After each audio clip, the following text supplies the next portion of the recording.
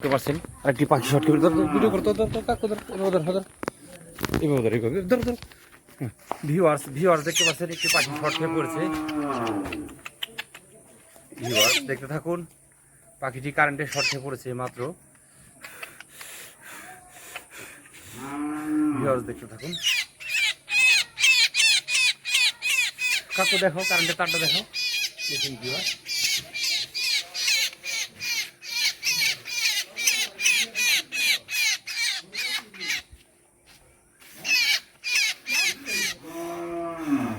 পানি খাইলে বাস পানি খেলে মরে যাবো।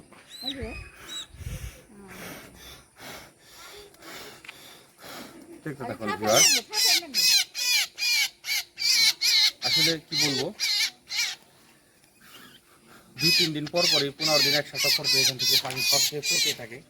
আমি কিন্তু এখান থেকে যত পাখি পরে শর্টকে এগুলোকে বাঁচাতে এক কথা ট্রেনিং প্রাপ্ত হয়ে গেছি বলা চলে।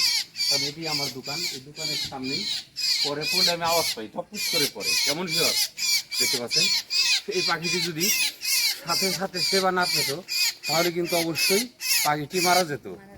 কেমন দেখতে পাচ্ছেন, মায়া করলে কিন্তু চলবে না, কখনোই না। এই পাখিটি পড়ার সাথে এইভাবে একবারে কষায়ের মতন দেখুন, হাত পা পাখা টেনে দিতে হবে।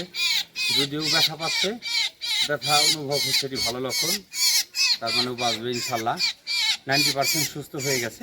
তো এখন আমি পাখিটি ছেড়ে দেব আমার হাত থেকে, দেখি যদি উড়ে যায় তাহলে বুঝবো এটি 100% সুস্থ হয়ে গেছে। কেমন, তো অবশ্যই আপনারা আমার জন্য দোয়া করবেন, আমি যাতে এরকম পশু পাখির উপকার করতে পারি। কেমন দেখতে থাকুন, এটাকে আমি এখন ছেড়ে দেব। যদি একদম সুস্থভাবে উড়ে যায় তাহলে বুঝবেন এটি সুস্থ আছে। কেমন, আর হ্যাঁ অবশ্যই সজীব ব্লগার ভিডিওর জন্য দোয়া করবেন, যাতে এরকম